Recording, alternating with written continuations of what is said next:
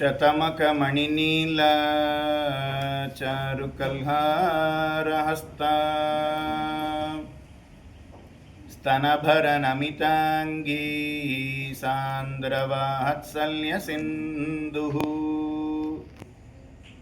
अलकविनिहिताभिः षड्भिराकृष्टनाथ विलसतु मयि गोत विष्णुचित्तात्मजानः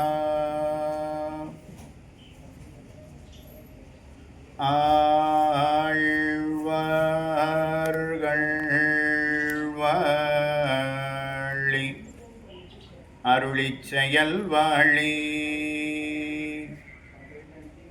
தாழ்வாதுமில் குறவர் தாம் வாழி ஏழ்பாறுமுய்ய அவர்கள் உரைத்தவைகள் தாம் வாழி செய்யமறை தன்னுடனே சேர்ந்து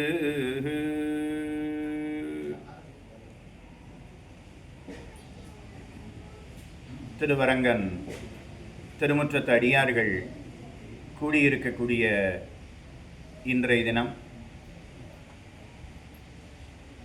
ஸ்ரீலங்கா ராம யாத்திரையினுடைய முதல் நாள் காலை வேளை. அனைவரும் பாரத தேசத்தில் இருந்து அதிகாலை புறப்பட்டு ஸ்ரீலங்காவிற்கு வந்து சேர்ந்திருக்கிறோம்.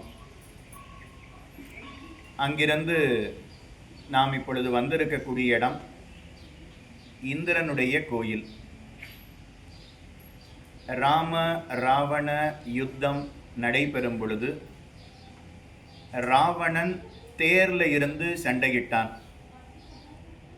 ராமன் பூமியில இருந்து சண்டையிட்டான். ராமராவண யுத்தத்தை தேவர்கள் அத்தனை பேரும் ஆகாசத்தில் இருந்து பார்க்கிறார்கள். ராவணனுக்கு மரணம் உண்டாகக்கூடிய காலம் வந்துவிட்டது. அதனால தேவர்கள் அத்தனை பேரும் ராமனுக்கு நாம் ஏதாவது ஒரு காரியத்தை செய்ய வேணும், நம்முடைய காரியமாகத்தான் பகவான் ராமாவதாரம் செய்திருக்கிறான். அப்போ ராவண வதத்திற்காகத்தான் முக்கியமா ராமாவதாரமே. அவசர அவசரமா சொல்லணும் வேண்டாம், கொஞ்சம் பழசுக்கே போவோம். அத்தனை தேவர்களும் பிரம்மதேவரிடத்துல போய் ஒரு முறை பிரார்த்தித்தார்கள். நீர்பாட்டில் அவனுக்கு வரத்தை கொடுத்து விட்டீர், அவனுடைய பெயரை கேட்டாலே கர்ப்பமும் கலங்குகிறது. அக்னி பகவான் அந்த இடத்துல எரிவதில்லை, வாயு பகவான் அவனுடைய இருப்பிடத்துல காற்றை வீசுவதில்லை, சமுத்திரம் கூட அவனுடைய பெயரை கேட்டாலே அப்படியே அலைகளை கூட வீசாமல் நிற்கிறது. அவனுக்கு எப்பொழுது மரணம் ஏற்படும் அப்படின்னு தேவர்கள் அத்தனை பேரும் பிரம்மதேவரிடத்துல கேட்டார்கள். பிரம்மதேவர் பார்த்து, நீங்க யாரோ அவன் அவன் அவன்னு யாரையோ பத்தி சொல்றீங்களே, யாரு அவன் அப்படின்னு பிரம்மா கேட்கிறார். அப்ப தேவர்கள் அத்தனை பேரும் அவன்தான் ராவணன் அப்படின்னு சொன்னாலாம். சொல்லும் போதே ராவணனை கேட்டாலே கொலை நடங்கிறதுன்னு சொல்ல வேண்டியதானே. ராவணனுடைய பெயரை சொன்னா கூட தேவர்களுக்கு பயமா. ராவணனுடைய பெயரை கேட்டாலே உச்சரித்தாலோ அவர்களுக்கு பயம். அதனாலதான் பெயரை கூட சொல்லலையாம். பிரம்மதேவர் பார்த்து, வரம் கொடுக்கிறது தான் எனக்கு தெரியும், அவனை அழிப்பது உங்களை காப்பது அதெல்லாம் எனக்கு தெரியாது. வாங்கோ, நாம் எல்லாரும் திருப்பார்கடல்ல போய் திருமாலிடத்துல பிரார்த்திப்போம் அப்படின்னு தேவர்கள் அத்தனை பேரும் திருப்பார்கடலுக்கு சென்று திருமாலிடத்துல பிரார்த்திக்கணுங்கிறதுக்காக புறப்படுறா. 2 அடி வைக்கிறா. அதுக்குள்ள திருமால் சங்க சக்கரதாரியாக அவர்களுக்கு காட்சி கொடுக்கிறான். இப்போ இதிலிருந்து நாம் என்ன தெரிஞ்சுக்கணும்? நாம பகவானை நோக்கி ஒரு அடி வச்சா பகவான் நம்ம நோக்கி 1000 அடி வைக்கிறான். தேவர்கள் அத்தனை பேரும் திருப்பார்கடல்ல போய் பகவான் இடத்துல பிரார்த்திக்கணும்னு நினைச்சு புறப்படுறா. அடுத்த க்ஷணம் பகவான் சங்க சக்கரதாரியாக அவர்களுக்கு காட்சி கொடுத்து உங்களுக்கு என்ன வேணும் அப்படின்னு கேட்க, அப்பா அவர்கள் அத்தனை பேரும் தேவரீரே மனுஷனாக அவதாரம் செய்து ராவணனை வதம் செய்ய வேணும் அப்படின்னு வேண்டினார்கள். இதோ தசரதன் பிள்ளை வேணுங்கிறதுக்காக யாகம் செய்ய போகிறான். அதனால அந்த யாகத்துல தசரதனுடைய பிள்ளையாக தேவரீரே அவதாரம் செய்து எங்களுடைய காரியமான ராவணனை வதம் பண்ண வேணும் அப்படின்னு வேண்டினார்கள். பகவானும் அப்படியே செய்கிறேன் அப்படின்னு அவர்களுக்கு அபயத்தை கொடுத்தான். சகிதேவை ருதீர்ணஸ்ய ராவணஸ்ய வதார்த்திபிகி அர்த்தித்தோ மானுஷே லோகே ஜக்ஞே விஷ்ணு சனாதனஹ.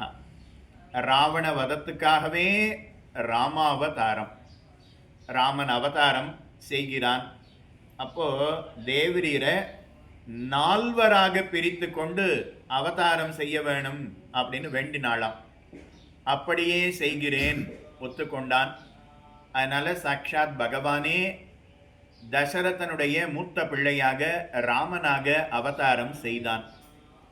பகவான் எந்த படுக்கையில படுத்துருக்கானோ அந்த ஆதிசேஷனே ராமனுடைய தம்பியாக லக்ஷ்மணனாக இளைய பெருமாளாக அவதாரம் செய்கிறார். பகவான் கையில் இருக்கக்கூடிய சக்கராயுதம், பகவான் கையில் இருக்கக்கூடிய பாஞ்சஜன்யம், அவர்கள் இருவருமே பாஞ்சஜன்யமே ராமனுடைய தம்பியாக பரதனாக அவதாரம் செய்கிறார். அடுத்து கையில் ஏந்தி இருக்கக்கூடிய சக்கராயுதம், சக்கராயுதமே ராமனுடைய தம்பியாக சத்ருக்னனாக திருவவதாரம் செய்கிறார்கள். அப்போ ராம லக்ஷ்மண பரத சத்ருக்னர்கள் திருவவதாரம் செய்தார்கள். அப்போ இந்த அவதாரத்தினுடைய முக்கிய பிரயோஜனம் என்ன? தேவர்கள் அத்தனை பேரும் வேண்டும் பொழுது திருமால் வரம் கொடுத்தது என்ன? ராவண வதம். அந்த ராவண வதம் நேரக்கூடிய காலம் வந்துவிட்டது அப்படின்னு தேவர்கள் அத்தனை பேரும் ராம ராவண யுத்தத்தை பார்க்கணும்னு வந்து நிற்கிறாளாம். யுத்த காண்டம் நாம் இப்போத்தான் ராமாவதாரத்தை பார்த்துருக்கோம், பாலகாண்டம். அதிலிருந்து அங்கிருந்து நேர யுத்த காண்டத்துக்கு வரணும். அதனால நாம் ஆகாய விமானத்தில் பறந்து வந்தோமா இல்லையா? அதே போல இப்போ நீங்களும் அப்படியே வச்சுக்கோங்க. ராமன் திருவவதாரம் செய்தான், வசிஷ்டரிடத்துல காலக்ஷேபம் பண்ணினான், விஸ்வாமித்திரருடைய யாகத்தை ரட்சித்தான், சிவதனுசை முறித்தான், சீதையை திருக்கல்யாணம் செய்து கொண்டான், அயோத்தியில 12 வருடங்கள் ஆனந்தமாக எழுந்தருளியிருந்தான், தாயார் தகப்பனார் வார்த்தையை கேட்டு கானகத்திற்கு வருகிறான், குஹனுக்கும் ராமனுக்கும் சக்கியம் ஏற்பட்டது, ராமன் சித்திரக்கூடத்தில் எழுந்தருளியிருந்தான், பரத நம்பி சித்திரக்கூடத்தில் வந்து பணிந்தான், ராமனை திரும்ப அயோத்திக்கு அழைத்தான், ராமன் மறுத்தான், பாதுகைகளை எழுந்தருள பண்ணி கொண்டு சென்று பாதுகைகளுக்கு பட்டாபிஷேகம் செய்து ராமனுடைய வரவையே எதிர்பார்த்து கொண்டு 14 வருடம் பரதன் நந்தி கிராமம் அப்படிங்கிற இடத்துல காத்து கொண்டு இருக்கிறான். அதுக்கு மேலே ராமன் கானகத்திற்குள்ள சித்திரக்கூடத்தை விட்டுட்டு இன்னும் தண்டகாரண்யத்துக்குள்ள நுழைந்தான். ஷரபங்கருடைய ஆசிரமம், சுதீக்ஷ்ணருடைய ஆசிரமம், அகஸ்தியருடைய ஆசிரமம், பல ஆசிரமங்களுக்கு சென்றான். அதுக்கப்புறம் சூர்பனகனுடைய காதையும் மூக்கையும் அறுத்தான். சூர்பனக ராவணனிடத்தில் சொன்னாள், அதாவது முதல்ல கரதூஷணாதிகளிடத்தில் தெரிவித்தாள். கரதூஷணாதிகள் 14,000 ராட்சசர்கள் ராமனை கொல்லணும்னு வந்தார்கள். ராமன் ஒரு முகூர்த்த காலத்தில் அவர்கள் அனைவரையும் கொன்றான். அதுக்கப்புறம் ராவணன் மாரீச்சன் துணை கொண்டு சீதையை அபகரித்து கொண்டு வந்தான். அப்போ சரித்திரம் நாம் அது எல்லாத்தையும் வேகமாக பார்த்து ராவணன் தூக்கிண்டு வந்து சீதையை லங்கையில் சிறை வைத்தான். இதுக்கு மேலே இருக்கக்கூடிய சரித்திரங்களை தான் இந்த 7 நாட்கள் அவகாசத்துக்கு ஏற்றவாறு நாமும் பார்க்க வேணும். அதில் ஹனுமான் எந்த இடத்துல சீதையை கண்டாரோ அந்த இடத்த நாம் சேவிக்க செல்ல போகிறோம். சீதா எலியா, அங்கேயே சீதைக்கு தனி சன்னதி இருக்குது. அந்த இடத்துல இருந்து சீதையினுடைய பெருமைகளை நாம் பார்க்கலாம். சுந்தரகாண்டத்தினுடைய ஒரு பாதி, கடைசி பாதியை அந்த இடத்துல இருந்து நாம் பார்க்கலாம். சுந்தரகாண்டத்துக்கு அப்புறம் யுத்த காண்டம். அந்த யுத்த காண்டத்தில் இருக்கக்கூடிய சில விஷயங்களை இந்த 7 நாட்கள் நாமும் பார்க்கலாம். கதை ஸ்ரீராமாயணத்தில் எப்படி போகிறதோ அதே போல் இங்கே நாம் அனுபவிப்போமா, அதே போல் நாம் சேவிக்க போகிறோமான்னா இல்லை. அதனால் எந்த இடத்த நாம் சேவிக்கிறோமோ அந்த இடத்த பார்க்கிறோமோ அதில் ஏற்ற மாதிரி ஸ்ரீராமாயணத்தில் யுத்த காண்டத்தில் வரக்கூடிய சரித்திரத்தை விண்ணப்பம் பண்ணுறேன். யுத்த காண்டம் கிரமேண என்ன இருக்கோ அது போல் உபன்யாசம் இருக்காது, மாற்றி மாற்றி இருக்கும். சேவிக்கிற இடமும் மாறி மாறி இருக்கும். அதனால் அதை ஞாபகத்திலே கொள்க. ஆனால் ஒருவாறு சாரமாக சுந்தரகாண்டத்தையும் ஒருவாறு சாரமாக யுத்த காண்டத்தையும் அநேகமாக இந்த 7 நாட்களில் நாமும் பார்த்து விடலாம். இப்போது ராமராவண யுத்தம். அப்போது தேவேந்திரன் தன்னுடைய தேரை ராமனிடத்தில் கொடுத்தான். தேவேந்திரனுடைய தேர் 7 குதிரைகள் பூட்டி இருக்கக்கூடிய, பச்சை குதிரைகள் பூட்டி இருக்கக்கூடிய தேர். அந்த தேரை ராமனிடத்தில் கொடுத்து, ராமா, ராவணன் மட்டும் தேரில் இருந்து சண்டையிடுகிறான், ஆனால் நீ மட்டும் பூமியில் இருந்து சண்டையிடலாமா? கூடாது. யுத்த நியத்திங்கிறது எப்படி காட்டுகிறதுன்னா, தேரில் இருக்கிறவாளோட தான் சண்டையிடணும், யானையில் இருக்கிறவா யானை மேலே இருக்கிறவாளோட தான் சண்டையிடணும், குதிரைப்படை வீரன் இன்னொரு குதிரைப்படை வீரனோட தான் சண்டையிடணும். ஆனால் தரைப்படை வீரனாக ராமன் இருக்கிறான், தேர்ப்படை வீரனாக ராவணன் இருக்கிறான். அப்போ இது எப்படி பொருத்தமாகும்? அதனால் தேவேந்திரன் பார்த்து தன்னுடைய தேரை கொடுத்தானாம். தேவேந்திரனுக்கு இதுவரைக்கும் அவ்வளவு தைரியம் வந்ததே கிடையாது. ஆனால் இப்போ ராமன் அந்த ராமனை அண்டை கொண்ட பலத்தினால தன்னுடைய தேரை ராமனுக்கு கொடுத்தானாம். ஆழ்வார்களுக்குள்ள நம்மாழ்வார் அவர் பாசுரத்தில் பாடுகிறார், மாதலி தேர் முன்பு கோல் கொள்ள மாயணி ராவணன் மேல் சரமாரி தொடுத்த தலைவன் வரவெங்கும் காணேன் அப்படின்னு பாசுரம். தேவேந்திரனுடைய தேரோட்டிக்கு மாதலி அப்படின்னு பெயர். அந்த மாதலி கொண்டு வந்து, ராமா, தேவேந்திரன் கொடுத்திருக்கக்கூடிய இந்த தேரில் ஏறி நீ சண்டையிடுவாய், ராவணனை நீ இந்த தேரில் இருந்து வெற்றி கொள்வாய் அப்படின்னு வேண்டினான். மாதலி தேர் முன்னாடி உட்காந்து தேரை ஓட்டினானான். அவன் தான் சாரதியான். ராமன் இப்போ தேரில் ரத்தியாக இருக்கிறானாம். ஆழ்வார் பாசுரத்தில் எப்படி இருக்குன்னு பாருங்க. மாதலி தேர் முன்பு கோல் கொல்ல. கோல்னா சாரதி, ஒரு ஒரு சாட்டை மாதிரி ஒன்று பிடிச்சிருப்பார் இல்லையா, அது கோல் கொள்ள. மாத்தலினா யாரு? தேரோட்டி. தேரோட்டின்னாலே முன்னாடி தானே உட்காருவான். அது எதுக்கு ஆழ்வார் பாசுரத்தில் சொல்லணும்? மாத்தலி தேர், தேர் கொள்ளன்னு சொன்னாலே போதும். தேர் கொள்ளன்னா தேரை ஓட்ட அப்படின்னு சொன்னாலே போதும். மாத்தலி தேர் முன்பு கோல் கொள்ள, முன்னாடி உட்காந்து தேரை ஓட்டினான்னு தெரிவிக்கிறார். எல்லாரும் முன்னாடி உட்காந்து தானே வண்டியை ஓட்டுவா, யாராவது பின்னாடி உட்காந்து வண்டியை ஓட்டுவாளா? அப்படின்னா ஏன் அந்த இடத்துல ஆழ்வார் முன்பு அப்படின்னு தெரிவிக்கிறார்னா, எப்பயாவது இந்திரனோட சண்டைக்கு எங்கேயாவது போனா அவன் தேரை கொஞ்சம் தூரம் ஓட்டிட்டு பின்னாடி போய் ஒளிஞ்சுப்பானான். ஏன்னா எதிராளியின் இடத்துல இருந்து வரக்கூடிய பானம் ரதி மேலையும் விழும், சாரதி மேலையும் விழும். சாரதி எப்படி தேரை ஓட்டணும்னா, என் மேலே பானம் விழுந்தாலும் சரி, உள்ள இருக்கக்கூடிய ராஜா மேலே பானம் விழக்கூடாது அப்படின்னு தேரை ஓட்டணும். உள்ள சண்டை போடுற ராஜா எப்படி சண்டை போடணும்னா, என் மேலே அடி விழுந்தாலும் சரி, சாரதி மேலே ஒரு அடி விழுந்துடக்கூடாது அப்படின்னு தேரை ஓட்டணும். இப்போ தேவேந்திரன் எந்த சண்டைக்கு போனாலும் அநேகமாக அது நடக்க போகிறது இல்லை. அவனுக்கும் அடி விழும், அவனுடைய தேரோட்டிக்கும் அடி விழும். அதனால் மாத்தலி தேரை ஓட்டும்போது ஏத்தாப்புல ராவணன் அன்றோ வந்து நிற்கிறான் அப்படின்னா இந்திரனுக்கும் ராவணனுக்கும் சண்டை நடந்ததுன்னா இந்திரனுக்கு தானே அடி விழும். அதனால நாம முன்னாடி இருக்கக்கூடாது, ஓட்டும் போது மட்டும் வந்து ஓட்டிட்டு அதுக்கப்புறம் சண்டை நடக்கும்போது பின்னாடி போய் ஒளிஞ்சுப்போம் அப்படின்னு போயிடுவானா. இப்போ முதல் முறையா முன்னாடி தைரியமா வந்து உட்காந்தானா. ஏன்னா பின்னாடி ராமன் இருக்கிறபடியினால. அதனால ராமனை அண்டை கொண்ட பலத்தினால தேர் முன்பு கோல் கொள்ள அப்படின்னு ஆழ்வார் பாசுரத்துல தெரிவிக்கிறார். தேவேந்திரன் தன்னுடைய தேரை ஓட்டினான். இப்ப தேவேந்திரனுடைய யானை ஐராவதம் அப்படின்னு பெயர். அந்த ஐராவதத்துக்கும் இந்த இடத்துக்கும் நெருங்கிய தொடர்பு. அது ஸ்ரீராமாயணத்திலேயே வருகிறது. என்னன்னா தேவேந்திரனோட சண்டையிடும் போது ஐராவதத்தோடையும் சண்டையிட்டானாம். ஐராவதத்துக்கு 4 தந்தங்கள். அந்த ஐராவதம் ராவணனோடு சண்டையிடும் போது ராவணனுடைய மார்பை குத்தியது. அதுக்கப்புறம் அந்த தந்தத்தை உடைச்சிட்டானாம். அந்த தந்தம் இன்னும் ராவணனுடைய மார்பிலேயே அந்த அடையாளம் இருக்குமா. அடையாளம்னா இந்த தந்தம் குத்துனதுக்கு அப்புறம் அதை உடைச்சிட்டான். அதுக்கப்புறம் அதை வெளியில எடுக்கவே இல்லையாம். தந்தத்தோடையே அவனுடைய மார்போட அந்த தந்தம் அவனுடைய மார்போடையே இருந்துதான்.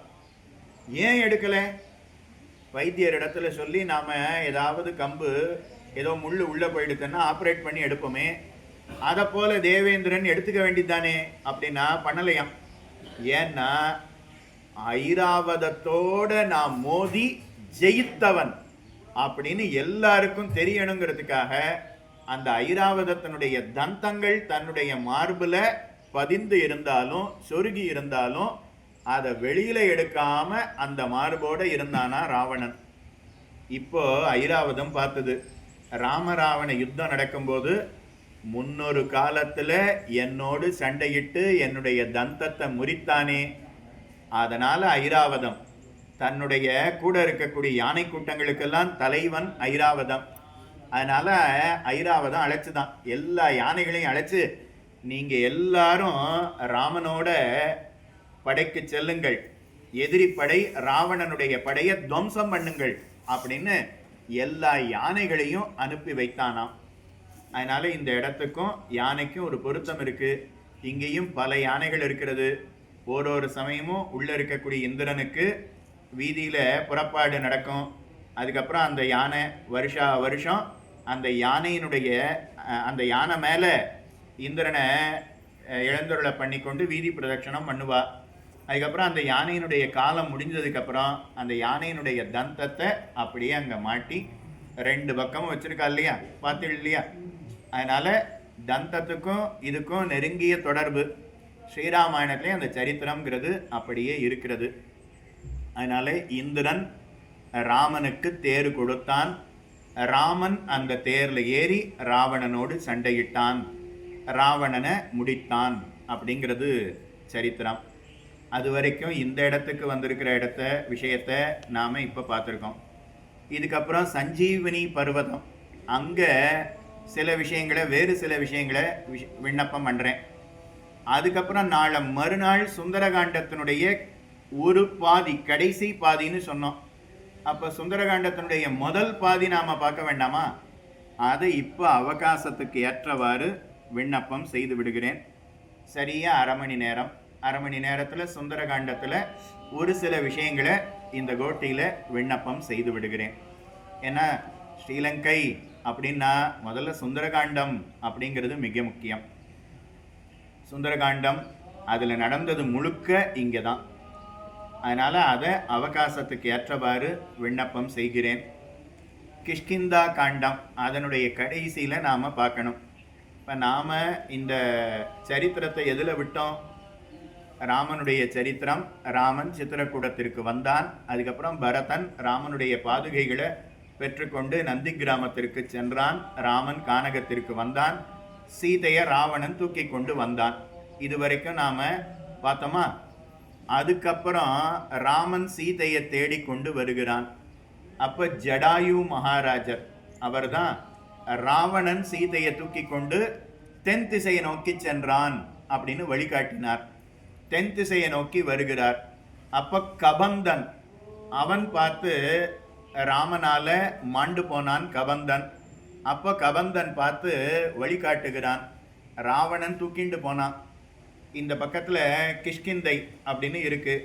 அங்க சுக்ரீவன் அப்படிங்கிறவன் தன்னுடைய அண்ணனான வாலிக்கு பயந்து சுக்ரீவன் கிஷ்கிந்தையில, அதாவது ரிஷ்யமூக்க பர்வதத்துல மறைந்து வாழ்கிறான்.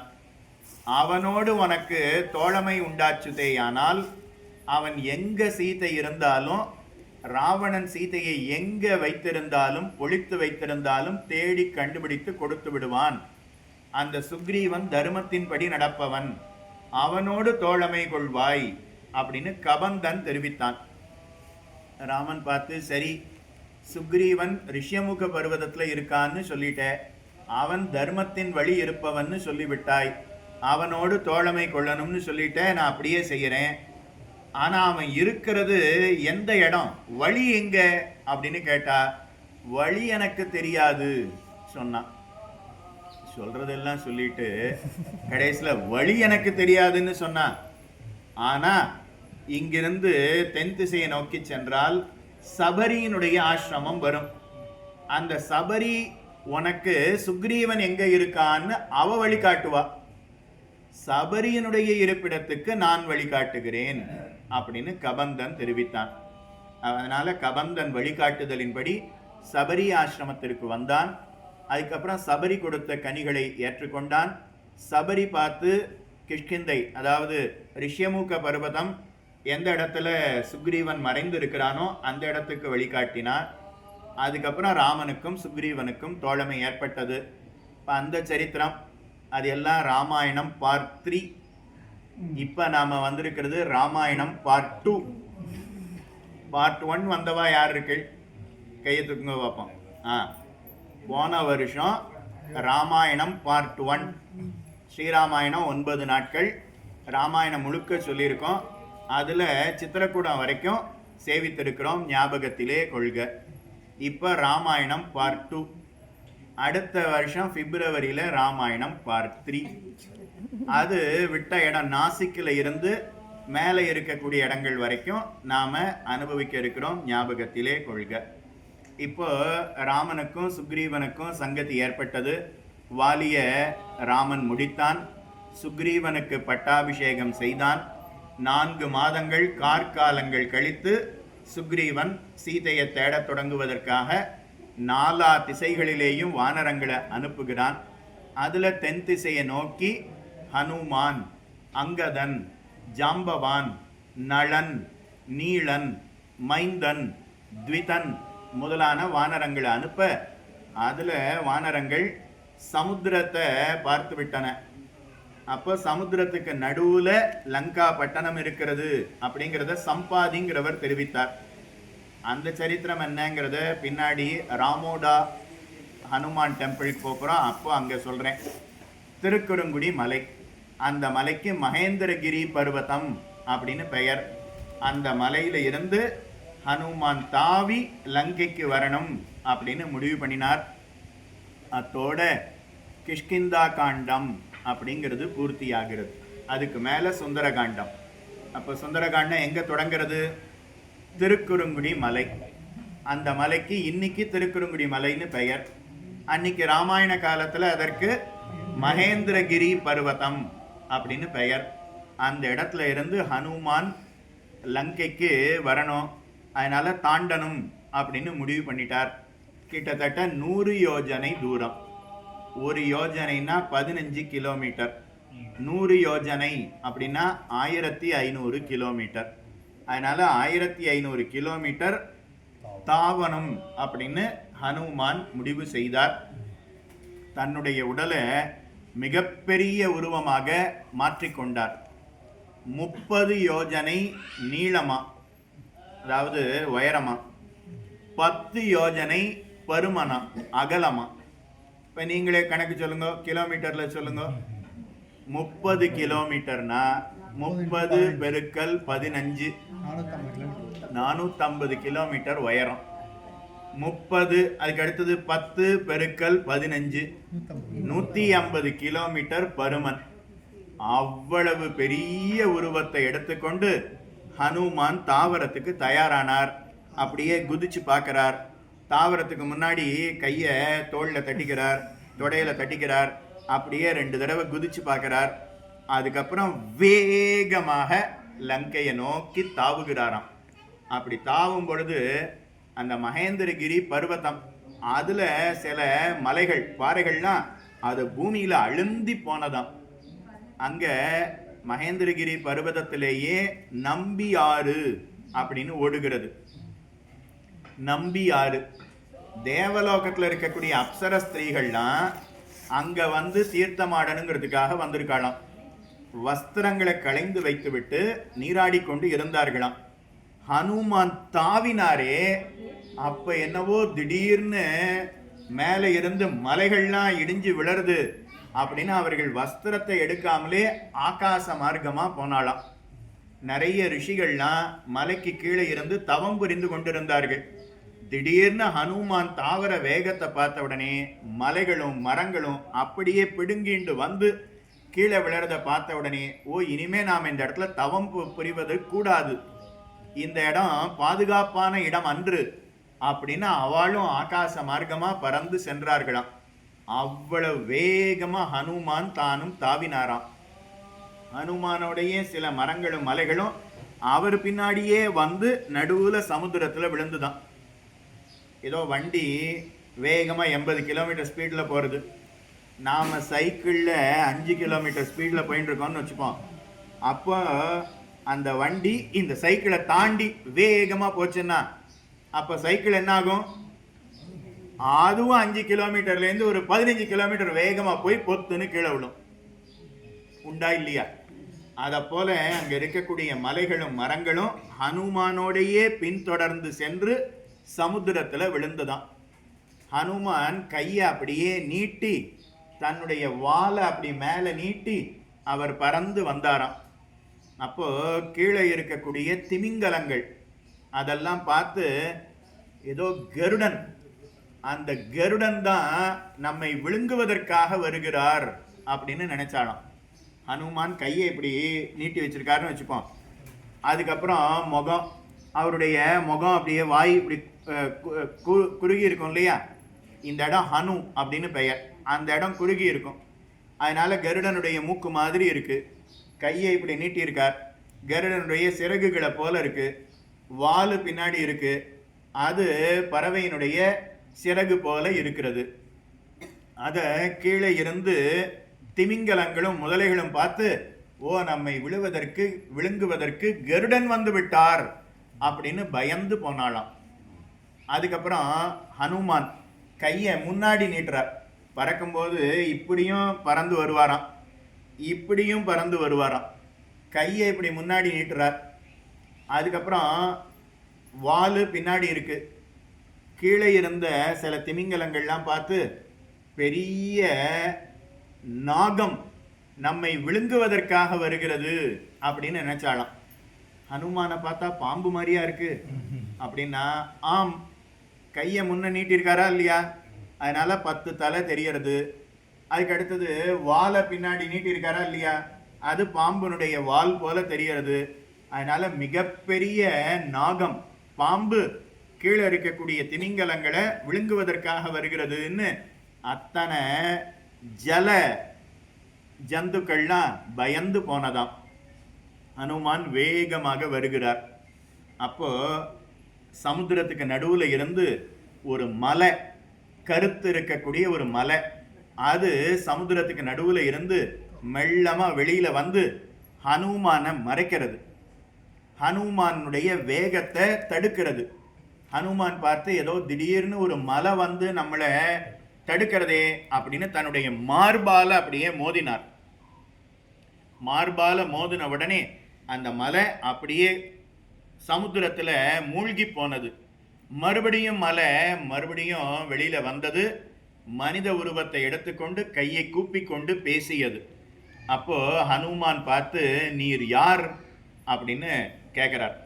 அப்ப அந்த மலை பேசுறது, நான் சமுத்திரத்துக்குள்ள வாழ்பவன், எனக்கு மைனாகம் அப்படின்னு பெயர். மைனாகம் அப்படிங்கிற பர்வத ராஜன், சமுத்திரராஜன் என்னிடத்துல பிரார்த்தித்தான். இந்த சமுத்திரத்தை உண்டாக்கினதே யாருன்னா சகரன் அப்படிங்கிறவருடைய பிள்ளைகள். இந்த சகரனுடைய பிள்ளைகள், அதுக்கப்புறம் அவனுடைய பிள்ளை, அவனுடைய பிள்ளை, அவனுடைய பிள்ளைன்னு அந்த வம்சத்துல பிறந்தவன் தான் ராமன். அப்போ சமுத்திரத்தை உண்டாக்கினது யாரு? ராமனுடைய மூதாதையர்கள். அப்போ என்னை படைத்தவனுக்கு நான் ஏதாவது ஒரு நன்றி கடன் செலுத்த வேண்டாமா? நமக்கு யாரோ ஒருத்தர் நன்மை செய்கிறார்கள் அப்படின்னா அவர்களுக்கு திரும்ப நாம ஒரு நன்மையை செய்யணும். இல்லைன்னா நாம அவர்களுக்கு கடனாளியாகவே இருப்போம். அப்போ சமுத்திரராஜன் ரொம்ப நாளா நான் பட்ட கடனை எப்படி தீர்ப்பது அப்படின்னு பார்த்து கொண்டு இருந்தான். இப்ப அந்த ராம காரியத்தை செய்யணுங்கிறதுக்காக ஹனுமான் வருகிறாரே, அந்த ஹனுமானுக்கு ஏ பர்வதமே, நீ சமுத்திரத்துல இருந்து வெளியில வந்து ஹனுமான் உன்னுடைய பர்வதத்துல இறங்கட்டும். அந்த ஹனுமானுக்கு நீர் பழங்களையும் காய்களையும் கனிகளையும் கொடுப்பீர். அதனால ஹனுமானுடைய பசி ஆறட்டும். அப்ப ராமன் காரியத்திற்காக வந்த ஹனுமானுடைய பசியை போக்கினதன் மூலமாக ராமனுடைய மூதாதையருக்கு நான் பட்டிருக்கக்கூடிய கடன்கிறது தீர்ந்துவிடும் அப்படின்னு சமுத்திரராஜன் என்னிடத்துல சொன்னார். அதனால வரக்கூடிய ஹனுமானுக்கு பழங்களையும் காய்களையும் கொடுப்பீர் அப்படின்னு என்ன சொன்னார். நான் சமுத்திரத்துக்கு நடுவுல ஒளிந்து வாழ்கிறேன். சமுத்திரராஜன் தான் எனக்கு இடம் கொடுத்துருக்கான். அதனால அவனுக்காக நான் வெளியில வந்தேன். என்னுடைய மலைகள்ல இறங்கும், இதுல இருக்கக்கூடிய பழங்களையும் காய்களையும் கனிகளையும் நன்றாக சாப்பிட்டு பசியார ஓய்வெடுத்து கொள்ளும். அதன் மூலமாக உம்முடைய மூதாதையருக்கு சமுத்திரராஜன் பட்ட கடன் தீர்ந்துவிடும். அடுத்து இரண்டாவது காரியம், எனக்கு உங்க தகப்பனார் நெருங்கிய நண்பர். நான் உன்னுடைய தகப்பனாரிடத்துல ஒரு கடன் பட்டிருக்கிறேன். உம்முடைய பசியை போக்குவதன் மூலமாக தகப்பனாரிடத்துல நான் பட்ட கடனை தீர்த்து கொள்ள போகிறேன் அப்படின்னு சொன்னாராம். ஹனுமான் பார்த்து, எங்க தகப்பனாருக்கும் உமக்கும் எப்படி சம்பந்தம்? நீர் என்ன எங்க தகப்பனார் இடத்துல கடனாளியாக ஆனீர்? நீர் நெடுங்காலமா இந்த சமுத்திரத்துக்குள்ளதானே மறைந்து வசித்து வருகிறீர் அப்படின்னு கேட்க, முன்னொரு காலத்துல மலைகளுக்கெல்லாம் சிறகுகள் இருந்ததாம். திடீர்னு மலை அப்படியே பறந்து வரும். நாம கீழே உட்காந்து காலக்ஷேபம் சொல்லிட்டு கேட்டுட்டு இருந்தோம்னு வச்சுக்கோங்க, மேல அப்படியே மலை பறந்து போகும். எங்கேயாவது மலை கீழே வந்து அப்படியே உட்காந்துடுத்துன்னு வச்சுக்கோங்க, அப்படி வர வேண்டாம், அப்படி கீழே இறங்கித்துன்னு வச்சுக்கோங்க, அப்போ பிராணன் போயிடும். ரிஷிகள்லாம் யாக யஜ்யம் பண்ணும்போது மேலே அப்பப்போ மலைகள்லாம் பறந்து போகுமா. என்னவோ சின்னதா புறா பறந்தது, கிளி பறந்தது, கருடன் பறந்ததுன்னா பயப்படாம இருக்கலாம். அவ்வளவு பெரிய மலையே பறந்து போச்சுன்னா அப்ப கீழே இருக்கிறவா பயந்து போயிடுவாளே. அதனால ரிஷிகள் எல்லாரும் தேவேந்திரன் இடத்துல போய் வேண்டினாலாம். பாருங்க, நான் இதை சொல்லணும்னு நான் நினைக்கல. நான் சுந்தரகாண்டத்தை எங்க சொன்னாலும் இந்த சரித்திரத்தை சொல்ல போறேன். ஆனா பாருங்க, இந்திரனுடைய சரித்திரம் தானா வர்றது. அத்தனை பேரும் இந்திரனிடத்துல போய் வேண்டினார்கள். 3 லோகத்துக்கு தலைவன் தேவேந்திரன். பூலோகம், புவர்லோகம், சுவர்லோகம். இந்த 3 லோகத்துக்கு தலைவன் இந்திரன். அதனால 3 லோகத்துக்கு எந்த ஆபத்து வந்தாலும் இந்திரன், நான் தானே அதிபதி, அந்த ஆபத்தை தாம் போக்கணும்னு நினைப்பான். அதனால ரிஷிகள் எல்லாரும் இந்திரன் இடத்துல போய் சொன்னான். உடனே இந்திரனுக்கு கோபம் ஏற்பட்டது.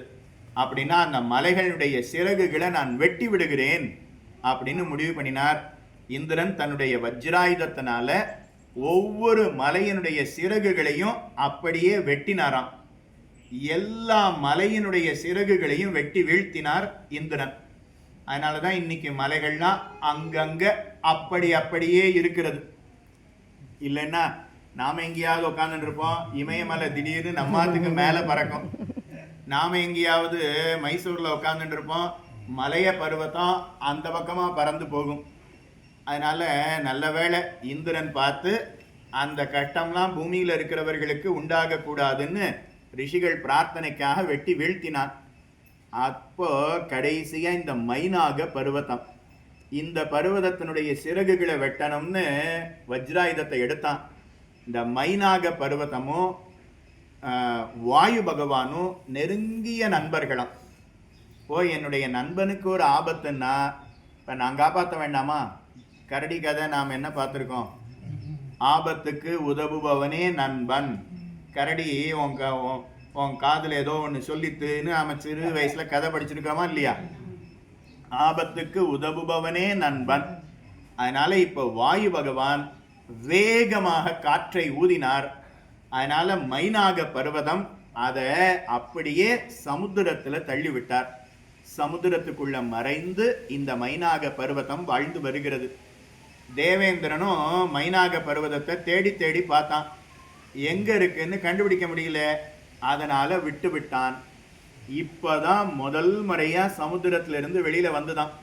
இப்ப தேவேந்திரன் பார்த்து விட்டானே, அப்ப மைனாக பர்வதத்தினுடைய சிறகுகளை இனிமே வெட்டி விடுவானே அப்படின்னா மாட்டானா. ஏன்னா ராம காரியத்தின் பொருட்டு நான் உதவணுங்கிறதுக்காக வந்திருக்கேன் இல்லையா?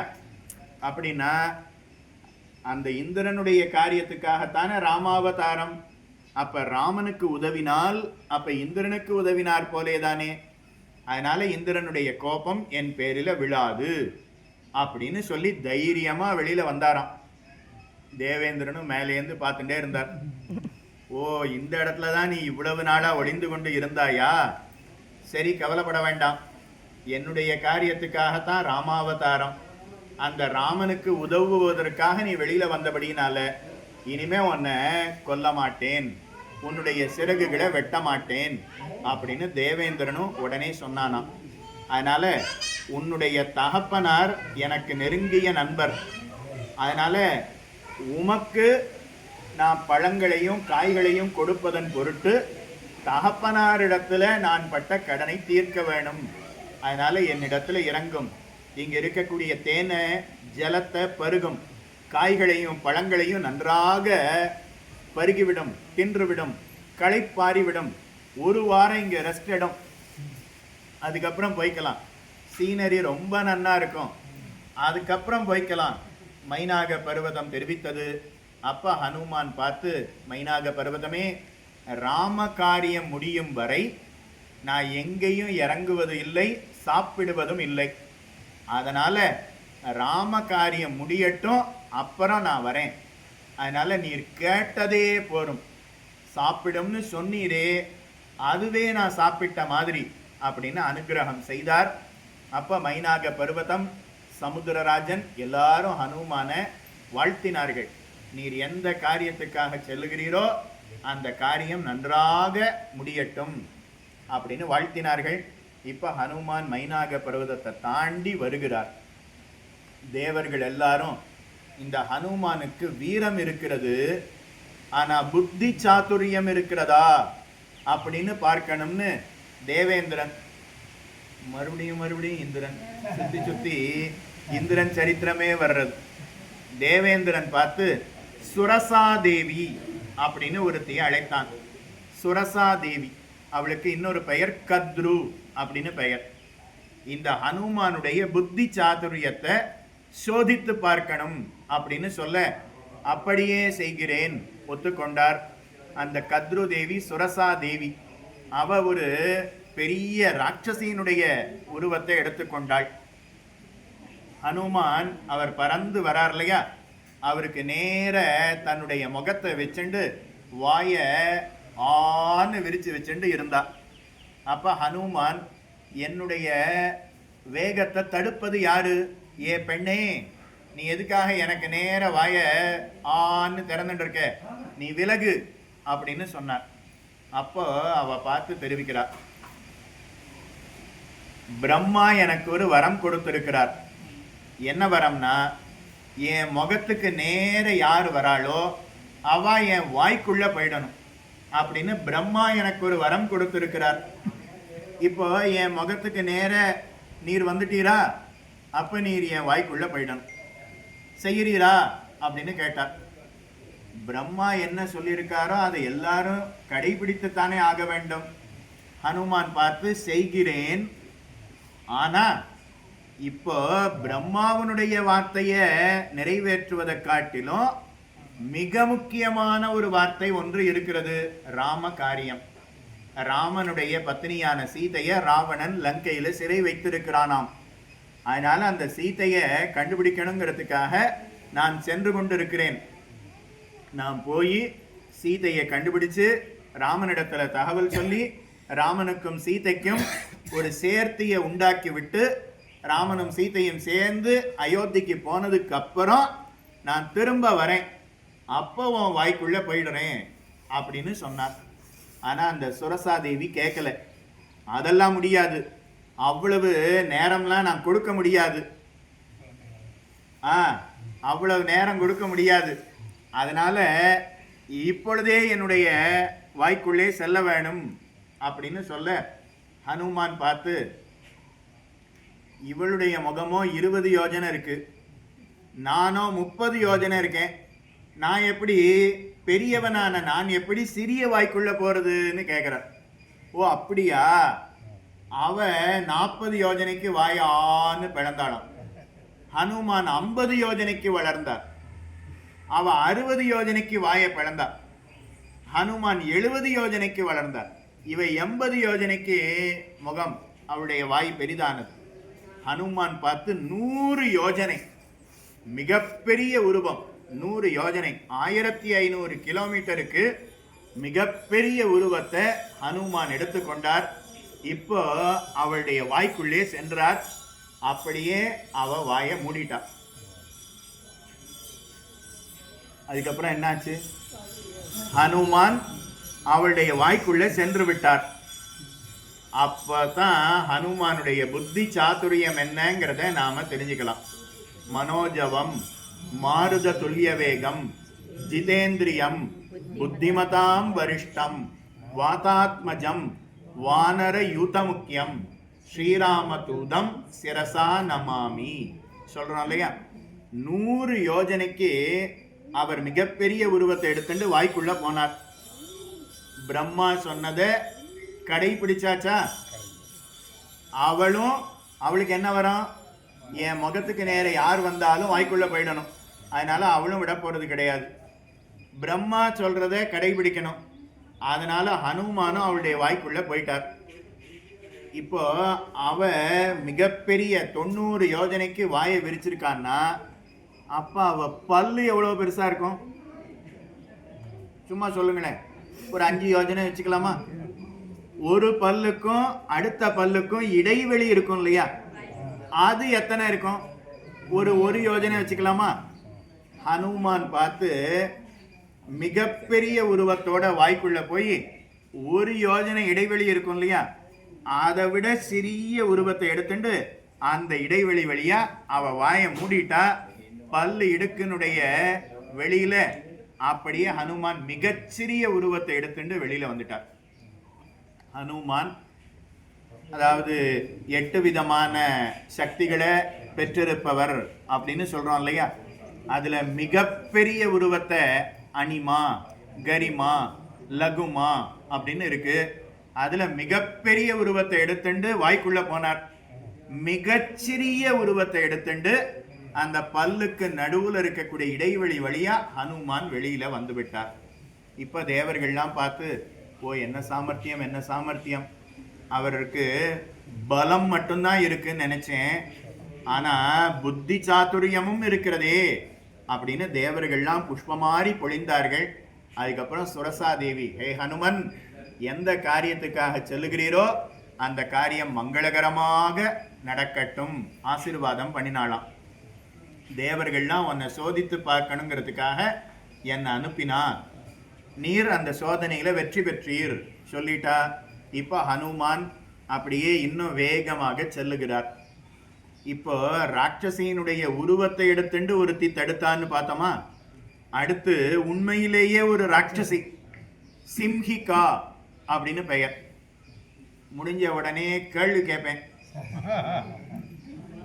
சொல்லுவிழா? சிம்ஹிகா அப்படின்னு பெயர். அந்த சிம்ஹிகா அப்படிங்கிற ராட்சசி அவ மிகப்பெரிய உருவத்தை எடுத்துக்கொண்டு அவ சமுத்திரத்துக்கு நடுவுல இருப்பவள். அவள் ஹனுமானை பிடிச்சு நிறுத்துறாளாம். ஹனுமானை எப்படி பிடித்து நிறுத்தினாள்னா, ஹனுமானுடைய நிழலை பிடித்து ஹனுமானை நிறுத்திட்டாளாம். நிழலை பிடித்து கூட நிறுத்த முடியுமா? இன்னைக்கு நாம யாரையாவது ஒருத்தரை நிறுத்தணும்னா கையை பிடிச்சு நிறுத்துவோம். மிஞ்சி போனா சொக்காயை பிடிச்சு காலரை பிடிச்சுட்டோம்னு வச்சுக்கோங்க, அதுக்கு மேல அவரால் போக முடியாது. ஆனா நிழலை பிடித்து கூட ஒரு ராட்சசி, அவளுக்கு சக்தி இருக்கு நிழலை பிடித்து நிறுத்துவதற்கு கூட. அதனால நிழலை பிடித்து நிறுத்தின உடனே ஹனுமானால மேல பறக்க முடியவில்லை.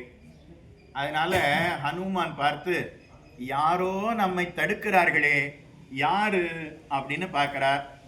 யாரோ நம்மை தடுக்கிறார்களே யாருன்னு பார்க்க, அப்ப சிம்ஹிகா அவ பார்த்து தெரிவிக்கிறார், என் பெயர் சிம்ஹிகா அப்படின்னு பெயர். இவ்வளவு பெரிய குரங்க இதுவரைக்கும் நான் பார்த்ததே இல்லையே அப்படின்னு சொன்னாலாம். நானும் சாப்பிட்டு ரொம்ப நாள் ஆச்சு, நமக்கும் பசி, அதனால சரியான நேரத்துல தான் கொடுக்கிறார். அதனால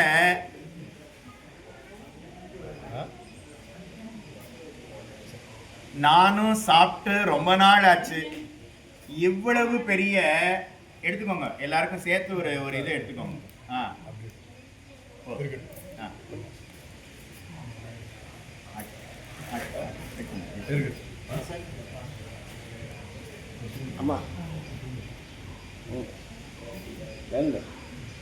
சிம்ஹிகா அவ பார்த்து ஹனுமானுடைய நிழலை பிடித்து நிறுத்திவிட்டாள். இப்போ ஹனுமான் யாரோ நம்மளை தடுக்கிறாளே யாரு அப்படின்னு பார்த்தா சிம்ஹிகா. நீ யாரு அப்படின்னு கேட்க, நான் சிம்ஹிகா, இவ்வளவு பெரிய குரங்க நான் இது வரைக்கும் பார்த்ததே இல்லை, எனக்கோ பசி, அதனால உன்னை நான் சாப்பிட போறேன் அப்படின்னு அவ சொல்றா. உடனே ஹனுமான் பார்த்து, என்னை சாப்பிடு வேண்டான்னு சொல்லலை, நான் உன் பசியை போக்குகிறேன், ஆனால் ராம காரியத்துக்காக நான் லங்கைக்கு செல்லுகிறேன், ராம காரியத்தை முடிச்சுட்டு நானே வந்து உன் வாயில விழுந்து விடுகிறேன், அது வரைக்கும் எனக்கு அவகாசம் கொடுன்னு கேட்டார். ஆனால் அந்த சிம்ஹிகா மறுத்து விட்டாள், முடியாது அப்படின்னு மறுத்து விட்டாள். இப்போ ஹனுமான் பார்த்து மிகப்பெரிய உருவத்தை ஹனுமான் தானும் எடுத்துக்கொண்டார். அவளும் மிகப்பெரிய உருவத்தை எடுத்து ஹனுமான் நிழலை பிடித்து அப்படியே வாய்க்குள்ள போட்டா, ஹனுமானை அவள் விழுங்கி விட்டாள். ஹனுமான் சிம்ஹிகாவினுடைய உடலுக்குள்ள வயிற்றுக்குள்ள சென்று விட்டார். வயிற்றுக்குள்ள போயிட்டு அவர் மிகப்பெரிய உருவத்தை எடுத்துண்டு அவளுடைய மர்மஸ்தானங்களை பிளந்து கொண்டு அவளுடைய வயிற்றை கிழித்து கொண்டு தானும் வெளியில வந்தார். சிம்ஹிகா அப்படிங்கிற ராட்சசி ஹாஹாஹான்னு அலறி அப்படியே கீழே விழுந்தா. அவ சொன்னாலாம் ஹனுமானை பார்த்து, பிரம்மா உன்னை ஏன் படைச்சார் தெரியுமா? இன்னைக்கு எனக்கு ஆகாரமா நீ இருக்கணும்னு தான் பிரம்மா உன்னை படைத்தார் அப்படின்னு அவ சொன்னாலாம். ஆனா உண்மையிலேயே பிரம்மா ஹனுமானை ஏன் படைத்தார்னா, இன்னைக்கு சிம்ஹிகாவை கொல்லணும், அதுக்காகத்தான் பிரம்மா ஹனுமானையே படைத்தாராம். அதனால சிம்ஹிகாவை வதம் பண்ணினார். அதுக்கப்புறம் ஹனுமான் வேகமாக சென்றார், லங்கையை அடைந்தார். திரிகூட திரிகோண பர்வதம், அதனால அந்த திரிகோண மலையை அடைந்தார். அந்த இடத்துல இருந்து ராவணனுடைய இருப்பிடம், அந்த லங்கைக்குள்ள தானும் நுழையணும்னு முடிவு பண்ணினார். ஆனால் வந்திருக்கிறது 30 யோஜனை தூரம், அதாவது 30 யோஜனை உயரம், கிட்டத்தட்ட 450 கிலோமீட்டர் உயரமா இவ்வளவு பெரிய உருவத்தோட லங்கைக்குள்ள நாம் போனா எல்லாரும் என்னிடத்துல சண்டைக்கு வருவா. அப்ப சீதையை எங்க ராவணன் ஒளித்து வைத்திருக்கிறான்ங்கிறத கண்டுபிடிக்க முடியாம போயிடும். அதனால என்னுடைய உருவத்தை குறைத்து கொள்கிறேன் அப்படின்னு மிகச்சிறிய உருவத்தை எடுத்துட்டாராம். ஒரு பூனைங்கிறது எவ்வளவு சின்ன உருவத்தோட இருக்குமோ அவ்வளவு சிறிய உருவத்தை எடுத்துக்கொண்டாராம். பூனையினுடைய உருவத்துல போல, குரங்கனுடைய உருவத்துக்குள்ளதான் போனார். ஆனா பூனைங்கிறது எவ்வளவு சின்ன குட்டி பூனை சிறிய உருவமோ அவ்வளவு சிறிய உருவத்தை எடுத்துக்கொண்டு ஹனுமான் லங்கைக்குள்ள பிரவேசம் பண்ணணும்னு வருகிறார். ஒரு இடத்துக்குள்ள நாம செல்லணும்னா வலது காலை வச்சு போனோம்னா அந்த இடத்த வாழ வைக்க போகிறோம் அப்படின்னு அர்த்தம். இடது காலை வச்சு போறோம்னா அந்த இடத்த அழிக்க போகிறோம் அப்படின்னு அர்த்தம். அதனால்தான் கல்யாணமாகி மருமகள் வரும்பொழுதே வலது காலை எடுத்து வைத்து வா அப்படின்னு சொல்றோம். பொதுவாக வலது காலை வச்சு அழுத்தினா அது சயின்டிஃபிக்காக நாம் பார்த்தா கூட வலது காலை முதல்ல அழுத்தும் போது ஒரு சந்தோஷம் உண்டாகுமா. அப்போ மாட்டுப்பொண்ணு வரும்போது நம்ம வீட்டுக்குள்ளே வரும்போது முதல் அடி எடுத்து வைக்கும்போதே சந்தோஷமாக வந்தால் நானும் சந்தோஷமாக இருக்க போகிறேன், இங்கே இருக்கிறவாளையும் சந்தோஷமாக வச்சுக்க போகிறேன்னு அர்த்தம். இடது காலை வச்சா இடது காலை முதல்ல அழுத்தினா கோபம் அப்படிங்கிறது உண்டாகுமா. அப்ப நானும் இங்க நல்லா இருக்க போறது இல்லை, இங்க இருக்கிறவாளையும் நல்லா இருக்க விட போறது இல்லைன்னு அர்த்தம். அதனால ஹனுமான் அவர் இடது காலை வச்சு லங்கைக்குள்ள வரணும் அப்படின்னு முடிவு பண்ணினாராம். அதுக்கப்புறம் முன்வாசல் வழியா வராம லங்கையினுடைய பின்வாசல் வழியா ஹனுமான் உள்ள நுழைந்தாராம். முன்வாசல் வழியா நல்ல காரியத்துக்கு போகணும், பின்வாசல் வழியா தான் சில தீய காரியங்களை செஞ்சுட்டு பின்வாசல் வழியா தான் போவா. அதனால பின்வாசல் வழியா வந்தாராம். அதனால இப்போ லங்கைய பின்வாசல் வழியா உள்ள இடது காலை வச்சு உள்ள நுழையிறார். அப்போ லங்கையினுடைய காவல் தெய்வம் லங்கினி அப்படின்னு பெயர். அவ சுத்தி சுத்தி வரா. ஒரு சிறிய குரங்கு வருவதை பார்த்த உடனே, ஏ குரங்கே, நீ யார், எதற்காக வந்தாய், எப்படி வந்தாய் அப்படின்னு கேட்குறா. ஹனுமான் பார்த்து என்ன சொல்றதுன்னு தெரியல. நான் சீதையை தேடணுங்கிறதுக்காக வந்தேன்னு சொல்ல முடியுமா. அதனால ஹனுமான் பார்த்து, லங்கையில் சுற்றி பார்க்கறதுக்கு நிறைய இடம் இருக்கான், சுற்றி பார்த்துட்டு போகலான்னு வந்தேன் அப்படின்னார்.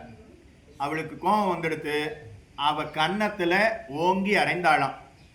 ஹனுமான் அவர் சிறிய குரங்கு, பூனை எவ்வளவு சின்னதோ அந்த அளவுக்கு சிறிய உருவத்தோட வந்திருக்கார் இல்லையா. அதனால லங்கினி அவ பார்த்து கன்னத்தில் அறைந்தாளாம். அதனால ஹனுமான் சடக்கென கீழே விழுந்தார். அதுக்கப்புறம் மிகப்பெரிய உருவத்தை எடுத்துக்கொண்டு, இனிமே பேசி பிரயோஜனம் இல்லை, நானா ஒழுங்கா விசா கொடுங்கோன்னு கேட்டு பார்த்தேன், கொடுக்கலைன்னா என்ன பண்றது. அதனால கையை அப்படியே மடக்கினார். அந்த லங்கினியினுடைய கன்னத்துல ஒரு குத்து விட்டாராம். அவ அப்படியே கீழே விழுந்தா, ரத்தம் கக்கினாள். ஒரு முகூர்த்த காலம் அப்படியே மூர்ச்சித்து கிடந்தாளாம். அதுக்கப்புறம் மெல்லமா எழுந்து, இப்போ அனுமதி தரேன், போயிட்டு வாரும், உள்ள போயிட்டு வாரும் அப்படின்னு சொன்னாலும். முதல்லையே கொடுத்துருக்க வேண்டியதானே. உடனே அவ அனுமதி கொடுத்த உடனே ஹனுமான் பார்த்து, நீ யாரு அப்படின்னு கேட்க, அப்பா அவ சொல்றா, நான் ராவணனுடைய வேலைக்காரிகளுக்குள்ள ஒருவள், நான் தான் இந்த லங்கையை காக்கக்கூடியவள். உடனே அவ பார்த்து, இந்த லங்கை விரைவிலேயே அழியக்கூடிய காலம் வந்துவிட்டது அப்படின்னு சொன்னாலாம். உடனே ஹனுமான் ஒண்ணுமே புரியல, அப்படியே யோசிக்கிறார். நீ யாரு, இது உனக்கு எப்படி தெரியும் அப்படின்னு ஹனுமான் கேட்கிறார். அப்போ, நான் பிரம்மலோகத்துல இருந்தேன், தேவலோக ஸ்திரீகளுக்குள்ள ஒருவள் நான். பிரம்மலோகத்துல நான் இருந்தேன். ஒரு முறை பிரம்மதேவர் வரும் பொழுது எழுந்து நிற்காமல் அவரை அவமதித்து விட்டேன். வயதுல பெரியவர்களோ அல்லது ஞானத்துல பெரியோர்களோ வந்தால் நாம எழுந்து நிற்கணும். அப்படி இல்லைன்னா அவர்களை அவமரியாதை செய்ததாக ஆகிவிடும். உள்ள இருக்கக்கூடிய பிராணன் கூட வயசுக்கும் ஞானத்துக்கும் மதிப்பு கொடுக்குமா, அது எந்திரிக்குமா. அப்போ நாம என்ன பண்ணணும், அது மேலே போகும்போது நாம உடலை மேலே தூக்கினா பிராணவாயு நம்மகிட்டே தங்கும், இல்லைன்னா அது நம்மளை விட்டுட்டு போயிடும். இல்லையே, அப்படிலாம் நாங்கள் எத்தனையோ பேரை அவமதித்திருக்கிறோம், ஒன்றும் பிராணன் போன மாதிரி தெரியலையேன்னா கொஞ்சம் கொஞ்சமாக மேலே போகும். ஹிருதய கமலத்திலிருந்து கொஞ்சம் கொஞ்சமாக inch by inch centimetre by centimetre, millimetre, nanometre, அதுக்கும் கீழே மைக்ரோமீட்டர், அதுக்கும் கீழே ஃபெம்டோ, அட்டோ அப்படின்னு பேர். அவ்வளவு அளவு கொஞ்சம் கொஞ்சமாக மேலே வந்து ஒரு நாள் தலைக்கு மேலே போயிடும். அதனால் உள்ளே இருக்கக்கூடிய பிராணனுக்கு கூட ஞானம் உடையவர்களை மதிக்கணும்னு தெரியறது, வயதில் பெரியவர்களை, பதவியில் பெரியவர்களை மதிக்கணும்னு தெரியறது. ஆனால் நான் அறியாமல் இருந்து விட்டேன். அதனால் பிரம்மதேவர் எனக்கு சாபத்தை கொடுத்தார், நீ ராட்சசியாக போவாய் அப்படின்னு சாபத்தை கொடுத்தார். அதனால் நான் ராட்சசியாக பிறந்தேன். அப்போ என்னுடைய இந்த சாபத்துக்கு விமோசனம் தந்தருள வேணும் அப்படின்னு வேண்டினேன். நீ லங்கினியினுடைய காவல் தெய்வமாக இருப்பாய். லங்கை அழிஞ்சு போச்சுன்னா அதுக்கப்புறம் உனக்கு வேலை கிடையாது சொன்னார். அவ கேட்குறா, லங்கை எப்போ அழியும்? ஒரு குரங்கு உன் கன்னத்தில் எப்போ குத்து விடுமோ அதில் இருந்து சில காலத்தில் லங்கை அழிந்து விடும் அப்படின்னு பிரம்மதேவர் சொன்னார். அதனால எனக்கு உம்மால சாப விமோச்சனம் உண்டாக போகிறது, அந்த காலம் நெருங்கிவிட்டது, அதனால நான் உம்மை அனுமதிக்கிறேன் அப்படின்னு சொல்ல, அதுக்கப்புறம் ஹனுமான் சிறிய உருவத்தை எடுத்துக்கொண்டு லங்கைக்குள்ள வந்தார். லங்கையில எல்லா இடத்திலேயும் சீதையை தேடுகிறார்.